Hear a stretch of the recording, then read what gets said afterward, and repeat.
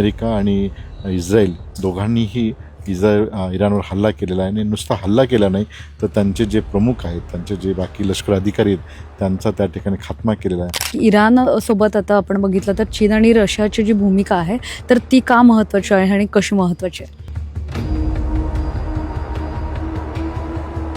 सध्या आपण बघितलं तर जागतिक पातळीवर अतिशय तणावपूर्ण परिस्थिती जी आहे ती निर्माण झालेली आहे. इस्रायल आणि अमेरिकेकडून इराणवर जे आहे ते हवाई हल्ले केले जात आहेत, इराणकडून सुद्धा हवाई हल्ले केले जात आहेत आणि या संपूर्ण याचा आता भारतावर थेट काय परिणाम होणार हेच आपण जाणून घेणार आहोत. आणि आपल्यासोबत यासाठी बोलण्यासाठी आंतरराष्ट्रीय अभ्यासक आहेत विजय खरे. सर काय सांगाल?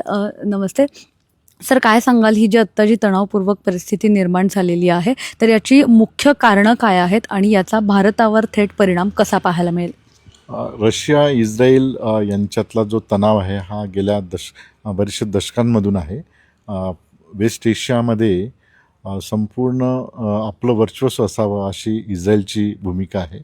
आणि त्याचबरोबर इराण जे आहे, इराणने आपली अण्वस्त्रांचा प्रोग्राम त्यांनी कमी म्हणजे तो अण्वस्त्र राष्ट्र होऊ नये यासाठी इस्रायल आणि अमेरिका यांनी प्रयत्न केलेला आहे.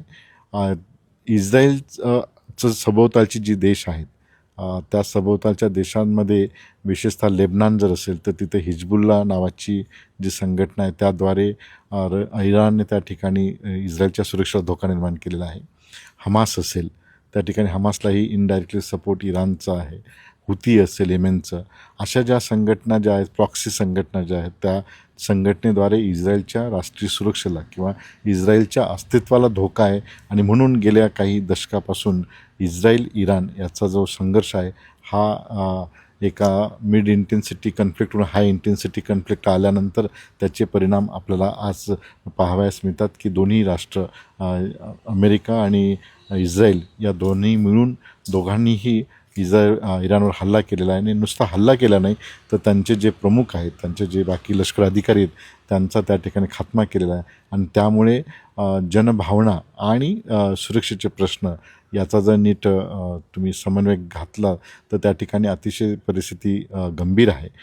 जग नेमक्या कुठल्या टप्प्यावर जाणार आहे, त्याचे काय परिणाम होतील, खरं म्हणजे संपूर्ण जी सप्लाय चेन सिस्टीम आहे विशेषतः इंधनच्या संदर्भामध्ये ती डिस्टर्ब होणार आहे. जगामध्ये पहिल्यांदाच असं झालेलं आहे की एखाद्या राष्ट्रप्रमुखाला रिजिमची आवडली नाही म्हणून त्यांनी हल्ला केलेला आहे. जसं त्या ठिकाणी व्हेनेझुएलाच्या राष्ट्राध्यक्षांना पकडलं, त्यानंतर आता क्युबामध्ये सुद्धा त्यांची भूमिका US ट्रम्प म्हणतात क्युबाही आम्ही अंकित करू, ग्रीनलँड आम्ही अंकित करू. आणि आता इराणच्या असं जर या पद्धतीचं जर एक ज्याला वर्चस्वधारी किंवा ज्याच्याकडे लष्करी आणि आर्थिक सत्ता आहे त्या लष्करी आणि आर्थिक सत्तेच्या जोरावर अशा राष्ट्रांना जर अंकित करण्याचा प्रयत्न केला गेला तर आंतरराष्ट्रीय पातळीवर निश्चितच त्याचे वेगवेगळे पडसाद उमटतील. प्रश्न राहिला भारताच्या संदर्भामध्ये भारत इराण यांचे सांस्कृतिक, राजकीय, सामरिक अतिशय चांगले संबंध आहेत. आणि दुसरीकडे भारत आणि इस्रायल यांचेही प्रश्न, यांचे सामरिक आणि आर्थिक चांगले संबंध आहेत. आपण जवळपास $20 अब्ज एवढी त्या ठिकाणी आयात निर्यात त्या ठिकाणी करत असतो. आणि सर्वात महत्त्वाचं आपले भागीदार जे आहेत UAE असेल किंवा कतार असेल किंवा इतर जे आखाती राष्ट्र त्यांच्याशी आपला मोठा व्यापार करार आहे. आणि ह्या युद्धजन्य परिस्थितीमुळे याचा इम्पॅक्ट निश्चितच भारताच्या व्यापारावर होऊ शकतो. दुसरं सर्वात महत्त्वाचं की भारताकडे जगाचं बघण्याचा दृष्टिकोन वेगळा आहे आणि त्या अनुषंगाने सर्व जग आता तर भारताची नेमकी भूमिका काय असणार याकडे पाहत आहेत. जसं काही कालांतराने चीनने आणि विशेषतः काल रशियाने सांगितलं की या अशा पद्धतीचं आम्ही खपवून घेणार नाही. आणि जर त्या ठिकाणी चीन आणि रशिया यांनी जर इराणच्या सोबत मदत करण्याचा प्रयत्न केला किंवा नॉर्थ कोरियाने जर प्रयत्न केला तर याचे परिणाम आपल्याला अजून अनसर्टिनिटीकडे जग. यामध्ये हेच विचारायचंच होतं की इराण सोबत आता आपण बघितलं तर चीन आणि रशियाची जी भूमिका आहे तर ती का महत्त्वाची आहे आणि कशी महत्त्वाची आहे? चीन रशिया म्हणजे रशियाला सर्वात जास्त जे ड्रोन्स आहेत हे रशिया युक्रेन युद्धामध्ये सप्लाय जे केलेले ते यांनी केलेले आहेत, इराणने केलेले आहेत. त्याचबरोबर रशिया आणि चीनची रशिया आणि यांचा इराणचे सामरिक संबंधही चांगले आहेत. दुसरीकडे चीन आणि इराण यांचे सामरिक संबंध त्या ठिकाणी आहेत. आणि तिसरीकडे भारताचे मात्र भारतसुद्धा आपले चांगले संबंध आहेत. आपली स्वतःची इन्व्हेस्टमेंट त्या चाबार पोस्टच्या तिथे आहे. आणि म्हणून जी ज्याला मल्टिपोलर वर्ल्ड ज्याला म्हणतो, म्हणजे अमेरिके सोडून इथे रशिया आहे, चीन आहे, भारत आहेत, अशा देशांची भूमिका या युद्धामध्ये फार महत्त्वाची. परंतु दुर्दैवाने अजून तशा पद्धतीचे कॉन्क्रीट सोल्युशन आपल्याला दिसत नाही. कारण एकीकडे आपण हेक्झागॉन स्ट्रॅटेजिक अलायन्सची भाषा करतो, दुसरीकडे इराण सोबत हे करतो, आणि भारतासारख्या देशालाही आपल्या काही त्या ठिकाणी म्हणजे आपली जी बांधव आहेत, जे आखाती राष्ट्रात आता स्टक होतील, त्यांचे प्रश्न आहेत. आणि इतर प्रश्न आपले व्यापाराचे प्रश्न आहेत, विशेषतः इंधनच्या संदर्भामधले. म्हणजे जे काही आपल्याकडे क्रूड ऑइल मिळतं त्याची आज जी प्राईज आहे ते $70 ते $80 पर बॅरल कदाचित होऊ शकते. आणि जर हॉर्मुझ जे समुद्रधुनी जर ब्लॉक केला तर ती प्राईज साधारणतः पर बॅरल $130 जास्त जाऊ शकते. आणि ते जर झालं तर भारतासारख्या देशाला मात्र मग फार भयावह परिस्थिती, विशेषतः त्या ठिकाणी आपल्याला ज्या ऑइल आयात करतो त्याची किंमत वाढल्यामुळे आणि सप्लाय चेन डिस्टर्ब झाल्यामुळे संपूर्ण परिणाम याच्या आर्थिक विकासावर होऊ शकतो. सर, म्हणजे आता आपण अगदी सामान्य जी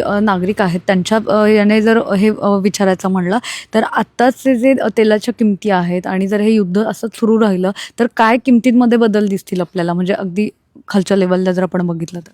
मला असं वाटतं की पुढची 7 ते 8 दिवसात कदाचित या युद्धाचा निकाल लागेल. जर इराणने पुन्हा त्याच पद्धतीचे हल्ले केले, कारण इराणकडे साधारणतः 8 लाख फोर्स आहे, म्हणजे 2 लाख हे आणि 6 लाख असे जवळपास 8 लाख फोर्स आहे. इराणकडे जवळपास 3,000 जवळपास बॅलिस्टिक्स मिसाईल्स आहेत. आणि हे जे आहेत, इस्रायल आणि इराण बॉर्डर शेअर करत नाही, इराण अमेरिका बॉर्डर शेअर करत नाही. हे जे युद्ध आहे हे सर्व युद्ध एअर वॉरफेअर ज्याला म्हणतो त्याच्यावर डिपेंड आहे. आणि एअर कॅपॅबिलिटी जी आहे इराणची त्याच्या काही मर्यादा आहेत. म्हणजे 35 वर्षापूर्वी जे जेट अमेरिकेने इराणला दिले होते त्याच 350 जवळपास तेवढे जेट फ्लाईट्स जेटच्या ज्या फ्लाईट त्याचाच वापर ते आता करत आहेत. तर सर्वात महत्त्वाचं या ठिकाणी असं आहे की ग्राउंड फोर्सेस किंवा लँड फोर्सेसचा तिथे वापर न केल्यामुळे 8 लाख सैनिकांचा तसा वापर होणार नाही. कारण त्या शेवटी आत्ताच्या आधुनिक युद्ध पद्धतीमध्ये मॉडर्न टेक्नॉलॉजी जी आहे त्या सर्वात महत्त्वाची, आणि त्याच्यामध्ये सायबर टेक्नॉलॉजी, सायबर सिक्युरिटी असेल किंवा इंटरसेप्ट करणारे जे तंत्र. म्हणजे ज्यावेळेस गेल्या वर्षापूर्वी इराणने इस्रायलवर हल्ले केलेत, मिसाईल्स डागल्यात, तर इस्रायलचे जे काही आयरन ड्रोम होतं त्याचे 50 मिसाईल्स त्या ठिकाणी हिट झालं टार्गेटवर, आणि मग घाबरून ते सीजफायर झालं. तर आत्ता मात्र तशा पद्धतीची पूर्वतयारी अमेरिका आणि इस्रायल यांनी केलेली आहे की शक्यता त्यांच्या स्ट्रॅटेजिक बेसिसवर कुठे इराणचा हल्ला होता कामा नये, आणि ते जर झालं तर त्याला काउंटर कसं करायचं अशा पद्धतीचं संपूर्ण इराणला इन्सर्कल केलेलं आहे. तुम्ही जर बघितलं असेल की त्याच्या सभोवताली दिगोगार्शियापासून तर इराकपर्यंतच्या बॉर्डरपर्यंत संपूर्ण त्यांचे लष्करी बेसेस आहेत, आणि ते बेसेस असल्या कारणामुळे इराकच्या काही मर्यादा आहेत. आणि म्हणून कुठलंही युद्ध हे अंतिम युद्ध जे आहे, म्हणजे ज्याला म्हणतो की युद्ध जे आहे हे निरंतर काळ असणं हे तसं जागतिक कम्युनिटी ग्लोबल कम्युनिटीला तसं तर त्रासदायक आहे. नक्की सर, हे युद्ध जरी या 3 देशांचं हे असेल, म्हणजे जरी इस्रायल आणि अमेरिका एकत्रितपणे इराणवर हे हल्ले करत असेल तरी सुद्धा याचे परिणाम जे आहेत ते आपल्याला बाकीच्या इतर देशांवर सुद्धा पाहायला मिळतात. यामध्ये नेमकी राजकीय रणनीती काय आहे?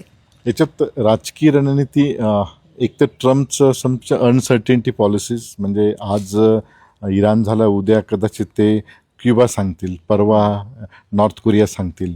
असे राष्ट्राध्यक्षांच्या या अनसर्टिनिटीमुळे खरं म्हणजे हा प्रश्न युनायटेड नेशनच्या सिक्युरिटी फ्रेमवर्कमध्ये सोडता आला असता. जर त्यांना रिजिम चेंज करायचे होतं त्याला वेगवेगळे मार्ग आहेत. मध्यंतरी बांगलादेशमध्ये सुद्धा झेनझीच्या नावाने ज्या पद्धतीने अमेरिकेने त्या तत्कालीन सरकारने ज्या पद्धतीने बांगलादेशमध्ये अनसर्टिनिटी निर्माण केली, त्याचाच तो एक परिणाम. म्हणजे इथल्या व्यवस्थेला म्हणजे की जे बलाढ्य राष्ट्र आहेत त्या बलाढ्य राष्ट्रांना असं वाटतं की आपण सांगू तसं world security system security order असली पाहिजे. परंतु आता ही जी नवीन जनरेशन आहे ती नवीन जनरेशन वेगळ्या पद्धतीने त्याला काउंटर करेल आणि ते तुम्हाला इराणमध्ये आता पाहावयास मिळेल.